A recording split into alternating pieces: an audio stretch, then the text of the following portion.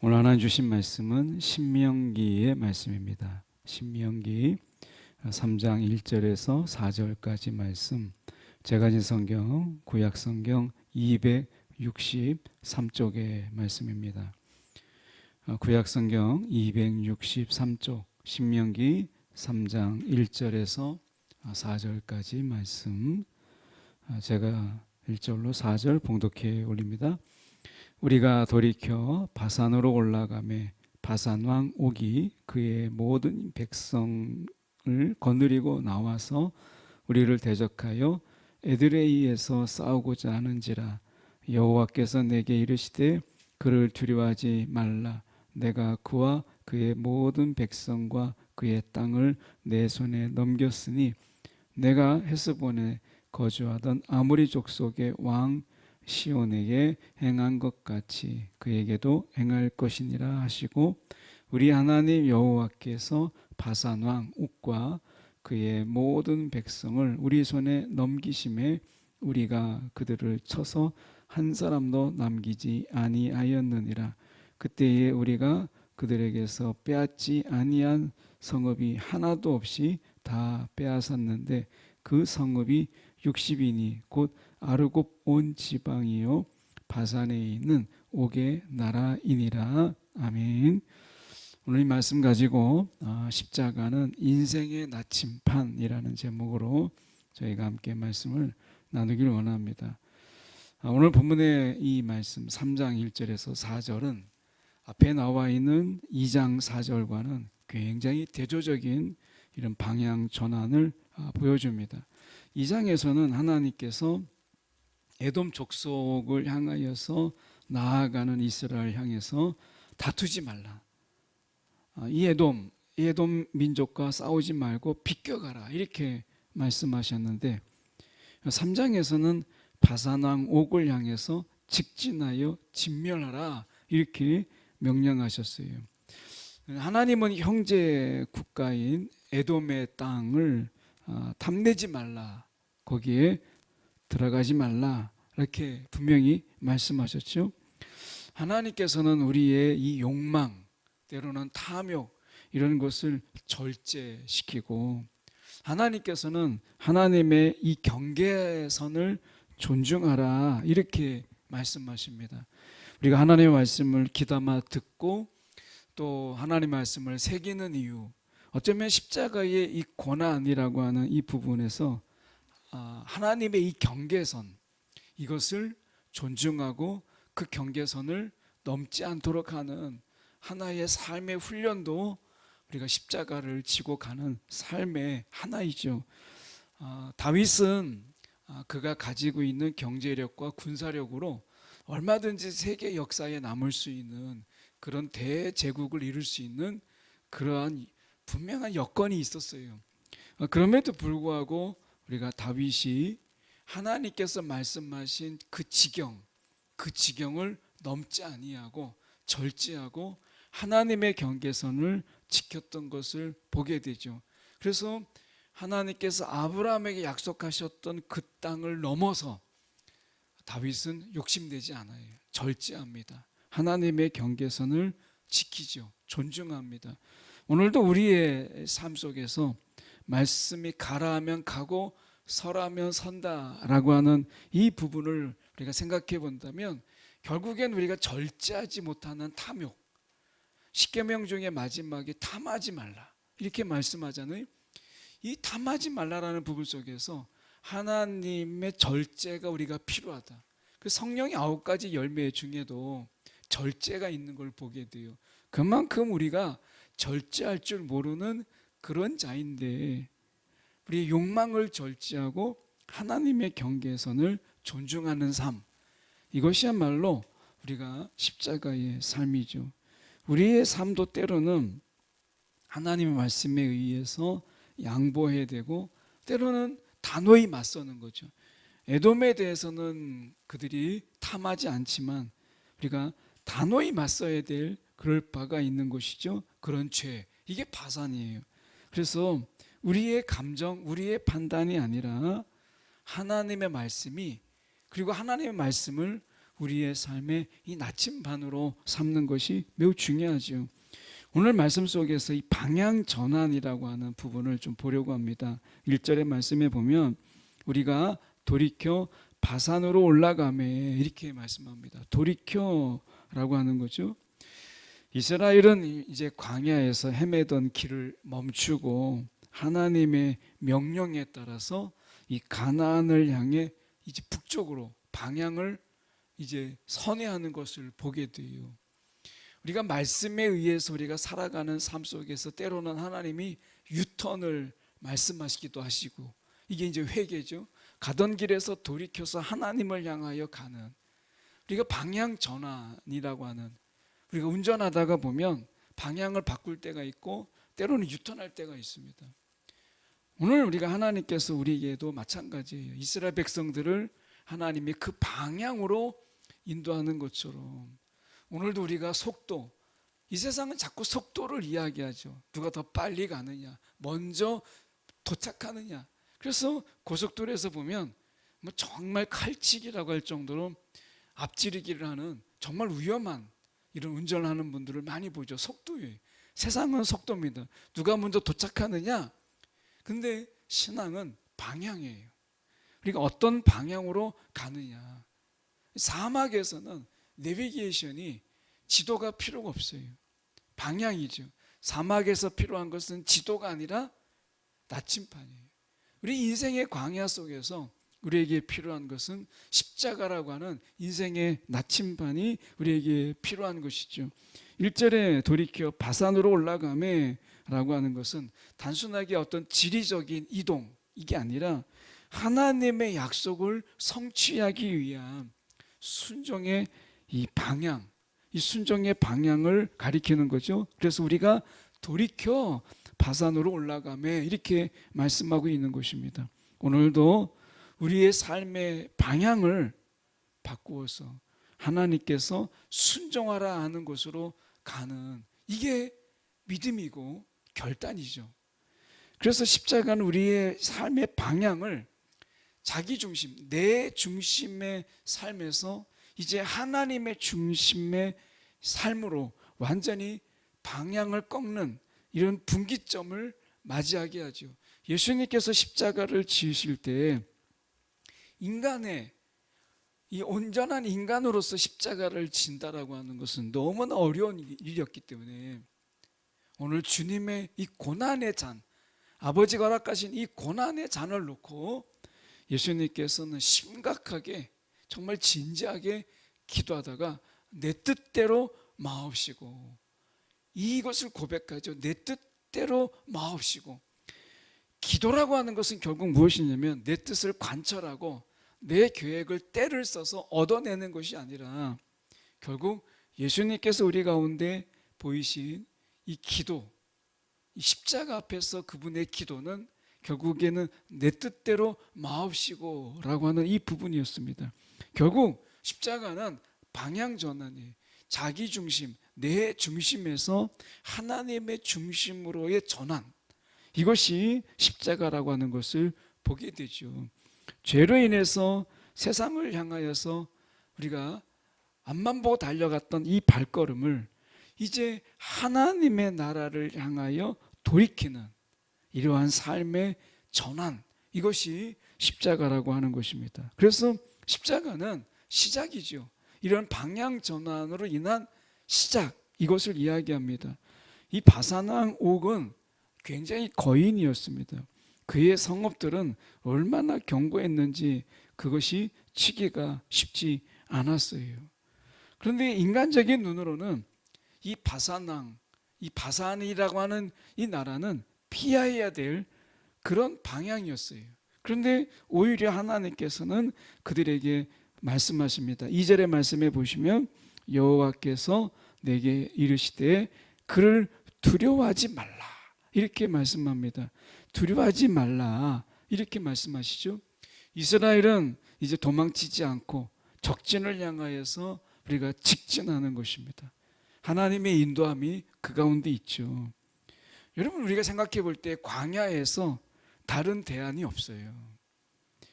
광야에서 벗어날 유일한 해결책은 하나님의 말씀, 하나님의 인도였어요. 하나님만이 대안이었죠. 우리가 광야가 정말 힘들고 어렵지만 광야가 은혜가 되는 것은 이 대안이 없는 가운데 하나님만이 유일한 대안이 되는 것.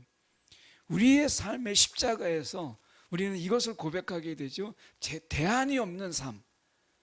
정말 막다른 골목에서 우리가 머문 것처럼 더 이상 대안이 없는 가운데, 정말 사방이 가로막혀 있는 그런 가운데서 어디에도 갈 데가 없는데 하늘이 열려 있어요.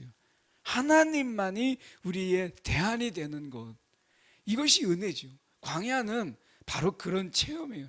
이스라엘 백성들에게 있어서 그렇게 고집불통이었던 그들도 하나님의 말씀을 따를 수밖에 없는 게, 이 광야를 벗어날 수 있는 유일한 대안은 하나님밖에 없었기 때문에 하나님의 말씀을 따른 것이죠. 하나님의 인도함을 따라서 이스라엘 백성들이 가나안 땅에 들어가서 이 광야를 생각할 때 그게 광야 시절이 은혜였다라고 하는 것은 어떤 대안도 없이 하나님만이 그들의 대안이 되었을 때 이것이 은혜였다라는 사실을 그들은 뒤늦게 깨닫게 되는 것입니다. 예수님께서는 이 고난과 죽음이라고 하는 이런 큰 두려움, 그런데 예수님께서는 직진하시죠. 골고다를 향하여서 예수님께서 정면으로 향하시는 것을 보게 됩니다. 이게 고난주간이죠.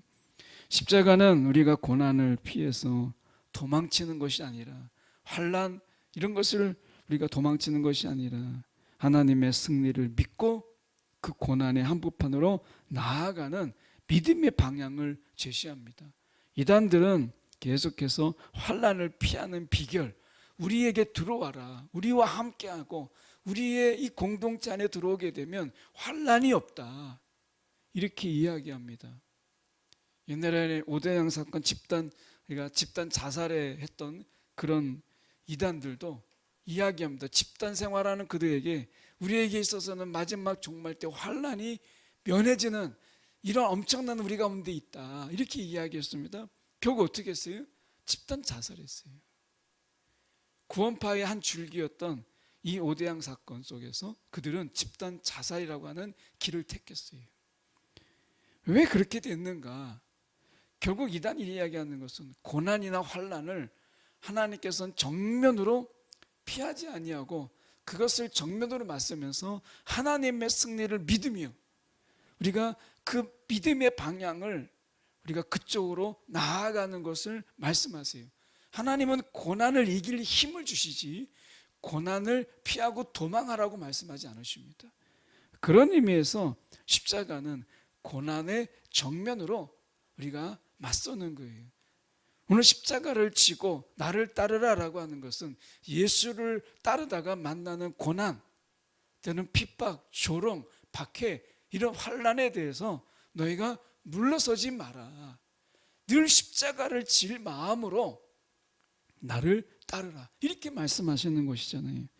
오늘 말씀 속에서 우리가 하나 또 볼 것은 2절에 중반절에 보시면 내가 그와 그의 백성 모든 백성과 그의 땅을 내 손에 넘겼으니, 내 손에 넘겼으니 라고 이야기합니다.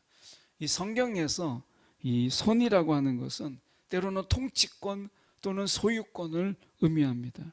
하나님께서 대적을 이스라엘의 손에 넘기셨다라고 하는 것은 이미 그 땅과 그 생명의 주인이 바산이 아니라 이스라엘로 하나님께서 결정하셨다라고 하는 확정된 승리를 말씀하시는 것입니다.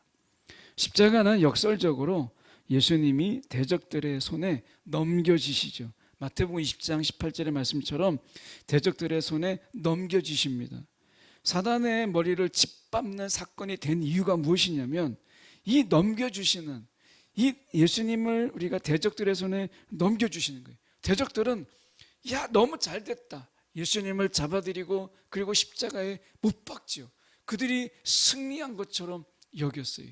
그런데 예수님의 그 생명, 나는 생명이요 말씀하신 예수님은 생명의 근원이시잖아요. 그런데 죽음이 그 생명을 감당하지 못해서 결국에는 넘겨주는 대로 그대로 받았던 죽음이 생명을 견디지 못한 거예요. 마치 핵폭탄이 그 죽음 가운데 터진 것처럼 그들이 넘겨받은 예수님은 생명의 근원이셨기 때문에 죽음이 그 생명을 감당하지 못하고 터져버린 사건, 이것이 십자가의 사건이다 라고 하는 것입니다. 죽음의 심장부에 투하된 우리가 승리의 핵폭탄, 이게 주님의 이 십자가죠. 죽음이라는 거대한 요새 안에 예수라고 하는 생명의 핵폭탄이 그들에게 스스로 걸어 들어오고 있는데 이걸 받아들인 거예요. 결국에는 죽음에 의해서 예수님이 삼켜진 듯 했지만 결국에는 이 부활의 폭발력, 주님께서 생명의 근원이시니까 죽음이 그를 가둘 수가 없었던 것이죠. 이것이 우리 눈으로 보인 것은 부활인 거예요. 결국에는 부활의 폭발력이 터져 나오면서 죽음의 구조 자체를 해체해버린, 그래서 우리는 더 이상 죽음으로 끝나지 아니하고 부활로, 우리가 그 부활의 생명이 우리 가운데 있음을 보게 되는 것입니다. 오늘 예수님을 넘겨받았던 죽음은 예수님을 감당하지 못했던 것처럼 오늘도 우리가 사단이 우리를 죽음으로 위협하지만 결국에는 그것이 얼마나 거짓된 것인가 라고 하는 것을 우리는 말씀을 통해서 보게 돼요. 이미 죽음이라고 하는 것이 해체되었는데 사단이 우리에게 계속 죽을까 하노라 죽을까 하노라 이것으로 위협하는, 이것은 그 자체가 거짓이죠. 그런 의미에서 우리는 사단에게 우리가 속지 말아야 되고, 사단의 이 속임, 거짓의 위협을 우리가 무섭게 두려워할 필요가 없다라고 하는 것입니다. 4절의 말씀에 보시면 이렇게 말씀하죠. 우리가 중반절에 보시면 그 성읍이 우리가 60인이 곧 아르곱 온 지방이요 라고 얘기합니다. 바산의 60개 성읍을 결국에는 점령하시죠. 어떻게 보면 하나님의 이 십자가를 생각해 보게 될 때 우리가 십자가는 수직관계와 수평관계로 되어 있어요. 하늘의 하나님의 명령이라고 하는 이 수직관계에 우리가 순종했을 때 땅에서의 승리라고 하는 이 수평적 관계가 있게 되고 확장이 있게 되죠. 결국 십자가라고 하는 것은 이 하나님의 명령에 순종하게 될 때 하나님과의 그 관계가 옆에 십자가, 우리가 횡으로서의 이 십자가, 이것은 수평적 확대죠. 이런 확대가 있게 되는 거예요. 지경이 넓혀지게 되고 그리고 다스림의 영역이 넓어지는 것이죠. 결국에는 하나님께 시선을 고정하는 수직적 방향이 우리가 바로 설 때 우리의 삶의 현장에서 대적을 이기고 선한 영향력, 믿음의 영향력을 끼치는 이 수평적 승리가 우리 가운데 있다라고 하는 것을 십자가는 보여줘요. 하나님께 순종함으로 인해서 하늘이 미랄되어서 예수님께서 십자가에서 죽으셨지만 결국에는 예루살렘을 넘어 땅끝까지 이르는 이런 수평적 확장이 십자가를 통해서 이루어지게 되는 것을 보게 됩니다. 이스라엘이 결국 바산이라는 거대한 장애물을 넘어서 가나안 땅으로 향하여 나갔던 것처럼 우리의 삶에서 바산과 같은 난관이 우리 가운데 있죠. 어려움이 있습니다. 하나님의 말씀을 따라서 가는데 우리 가운데 장애물이 있고 힘든 일이 있어요. 그런데 중요한 것은 십자가를 우리가 바라본다라고 하는 것, 십자가를 인생의 나침판으로 삼는 자는 그 방향 가리키는 그 방향, 십자가가 가리키는 그 방향을 향하여서 뚜벅뚜벅 걸어가는 것이에요. 예수님처럼. 오늘도 주님께서 우리 가운데 말씀하시잖아요. 나를 따르라 라고 말씀하십니다. 내가 가고 싶은 길, 내가 원하는 길이 아니라 하나님이 분명히 십자가를 향하여서 가리키는 그 방향, 예수님께서 말씀하셨어요. 내가 곧 길이요 진리다 라고 말씀하셨어요. 예수님이 가는 길로 가야만 우리가 하나님을 온전히 만나고 영생의 길로 가는 것이에요. 오늘 주님께서 친히 길이 되신 것처럼 다른 길은 없다.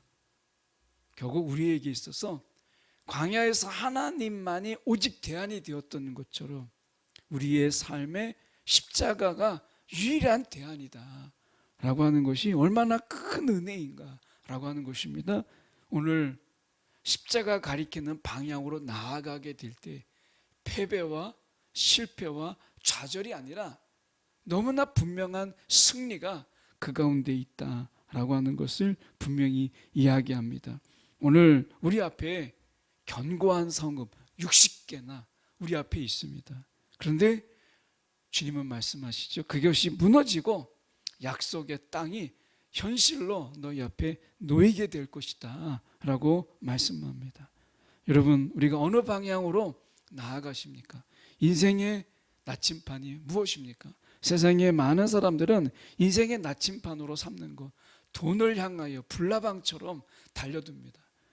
제가 우간다에서 이렇게 보니까 불나방이라고 하는 것이 제가 잘 몰랐는데 거기에서 보니까 이 불나방은 아니지만 이 개미입니다.